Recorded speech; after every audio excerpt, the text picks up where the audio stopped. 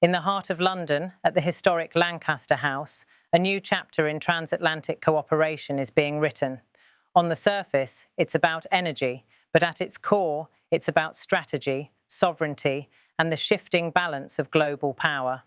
Today, the United Kingdom and the United States are preparing to sign a landmark agreement designed to fast-track nuclear power projects across both nations.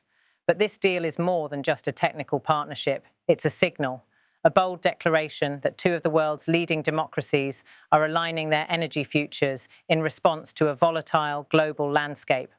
The world is at an inflection point. From climate emergencies and soaring energy prices to geopolitical instability and technological competition, the 2020s have revealed the vulnerabilities of outdated infrastructure and over-reliance on fossil fuels. The global energy map is being redrawn, and those who move decisively will shape the decades ahead. For the UK, this moment is particularly significant. Having returned to the international stage with a renewed focus on long-term investment, the government under Prime Minister Keir Starmer is emphasising energy independence, clean growth, and technological leadership. At the same time, recent winters have laid bare the costs of supply chain fragility and the consequences of being dependent on foreign gas. For the United States, under the returning administration of President Donald Trump, the calculus is equally clear. Energy remains central to its economic and foreign policy strategy. With domestic fossil fuel production facing environmental and regulatory pressures, nuclear energy is once again gaining traction in Washington, not just as a clean alternative, but as a strategic asset in global competition. This deal represents a convergence of interests. It aims to accelerate the development and deployment of next-generation nuclear technologies, from small modular reactors to advanced cooling systems. It also includes data-sharing agreements, regulatory harmonisation, and joint R&D programmes between British and American civil nuclear institutions. The initiative could unlock thousands of new jobs, stimulate regional investment, and send a clear signal to markets that nuclear is not only back, it's essential. Proponents argue that without nuclear energy, neither country can reach its net zero targets or protect itself from future energy shocks.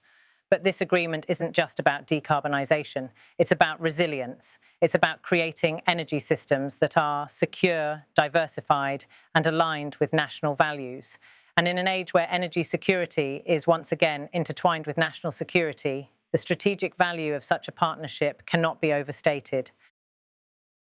The symbolism of the signing location, Lancaster House, is not lost on observers. Known for hosting major diplomatic events, it evokes memories of past Anglo-American alliances forged in moments of global uncertainty. The tone here today is one of pragmatism and purpose, but also ambition. Keir Starmer, in his remarks to assembled leaders of the civil nuclear industry, emphasised that this deal is just the beginning. His message was clear: the UK is open for business, but more importantly, it's ready to lead. From a policy perspective, the move also complements broader international trends. France is expanding its nuclear fleet. Japan is revisiting its nuclear posture. Even Germany, long sceptical of nuclear power, is facing growing domestic debate about energy reliability.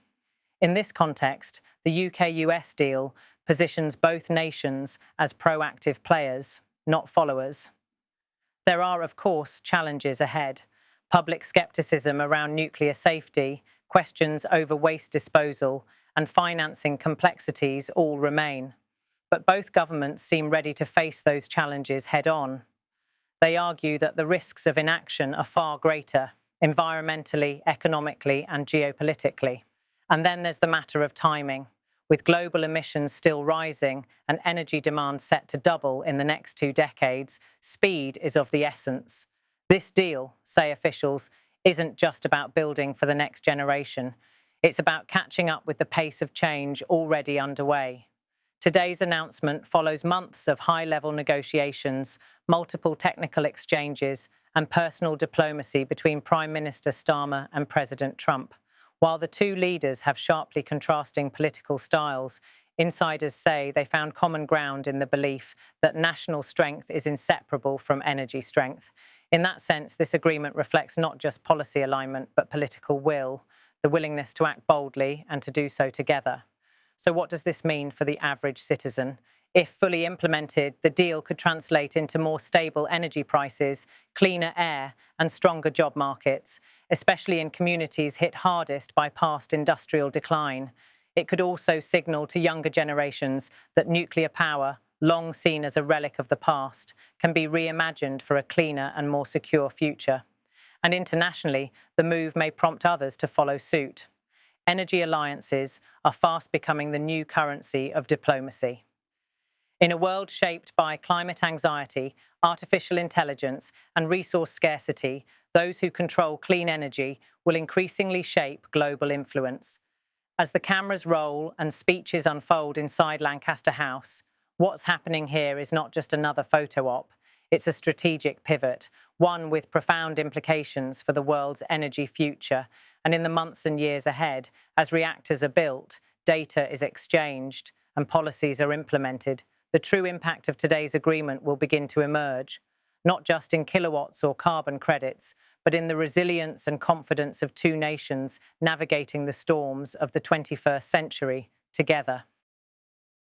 Thank you for working with us on this really important project, because today is a really special day. We've got a big bilateral visit later this week, as you will have seen, and this coming together of the US and the UK, this is groundbreaking. It is paving the way for the future that we want, which is renewable energy. New nuclear is part of that mix.